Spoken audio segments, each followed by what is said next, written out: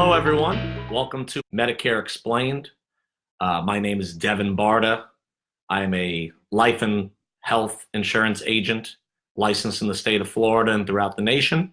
Today's topic, as we see, is Medicare Supplement Plan F. Now, some of you may or may not have seen this chart of all the Medicare supplements that are out there on the market.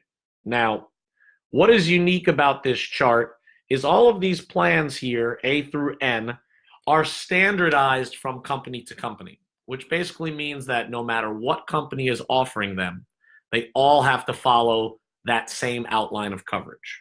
Okay. Now, Medicare Supplement Plan F is the most popular plan and also the most comprehensive plan on the market. Okay. As you can see, when I go back to the chart, all of these different plans have gaps of things they do not cover. Plan F has got all the bells and whistles included with it.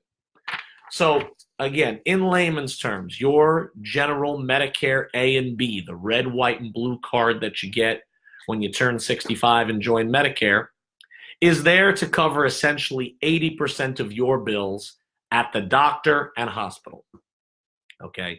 The Plan F, being the most comprehensive plan, is there to pick up the 20% that the Medicare A and B does not pay in its entirety. Okay, so with that being said, you're looking at no co-payments, no deductibles, no cost for blood work, surgery, inpatient, outpatient, anything that Medicare chooses to be medically necessary and Medicare approves. Medicare will pay their 80% portion. Your Plan F will go ahead and pay the 20% balance. Okay, the only thing you owe each month is the monthly premium. And people really, really like this plan, I think, because it fixes their insurance cost each month. Instead of wondering, well, how much deductible am I going to owe? What's my copay going to be? What happens if I need to have this done? They know, okay, this is my flat fee each month.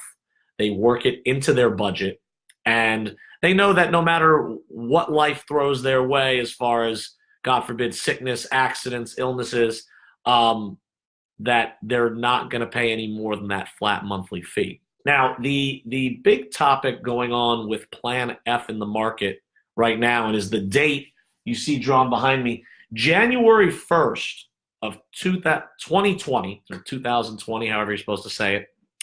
Plan F, as you'll hear people say, is going away. Well, that's kind of true and untrue. The Plan F is not going away. It is being taken off the market for new sale of people who turn 65 after this date. Okay. Now, again, there are a lot of agents out there now that, they get on the phone with somebody who's got a Plan F, and they're using, unfortunately, scare tactics to try to get people to move to maybe another plan with them and dump their Plan F.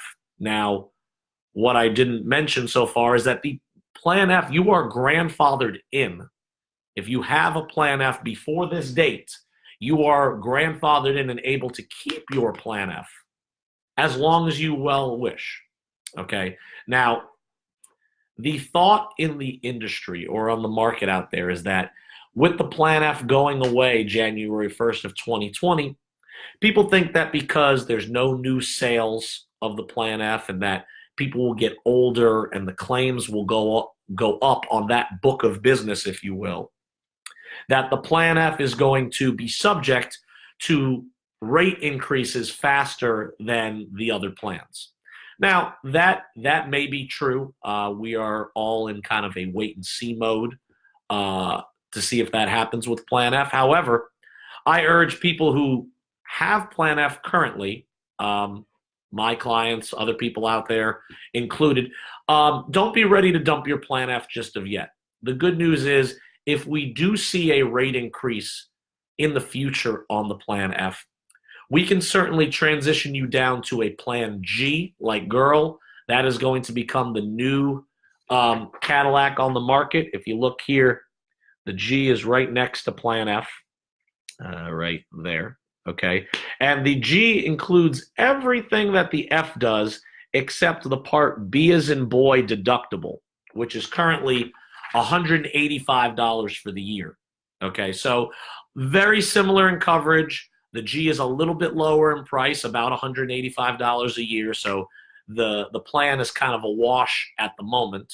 Depending where you are and what your state and zip code, there may be more of a savings. So the plan G is becoming a real viable option for people now as opposed to the Plan F. But anybody who has a Plan F now, there is no reason to panic and be ready to dump it, because if we do have an increase moving forward, we can convert you, quote unquote, down to a Plan G without having to have any medical underwriting. So even if your health has changed, you may become sick, whatever it may be, you are able to move down and get a Plan G at a lower cost, and not be subject to any medical underwriting. So I think that's really important to know right now. Like I said, there's a lot of literature on the internet. There's a lot of agents out there really pounding at people with Plan F, saying, oh, you have Plan F, you have to get out of it. Plan F's going away. You're going to be losing your coverage. And some of what they're saying is true, but they're using a lot of scare tactics on people. So Plan F is still the Cadillac plan on the market. It is the most comprehensive and most popular plan still to this day. Plan G is becoming the new most comprehensive plan as of January 1st of 2020. So I'm not opposed to the Plan G, but if you have a current Plan F, keep in mind, again, you are grandfathered in. If you wanted to compare pricing versus a G, I think that would be smart to do. But you don't need to panic and let anybody scare you into thinking you're losing your coverage. Each week, I'm going to try to update this with new video content, different topics. We'll talk about Medicare A, B, Part D, which is Medicare prescription coverage. A lot of people have questions in regards to Part D, what the donut hole is. And these are topics that I'm going to cover every single week. Thank you all for tuning in, and hope to see you next week. Take care.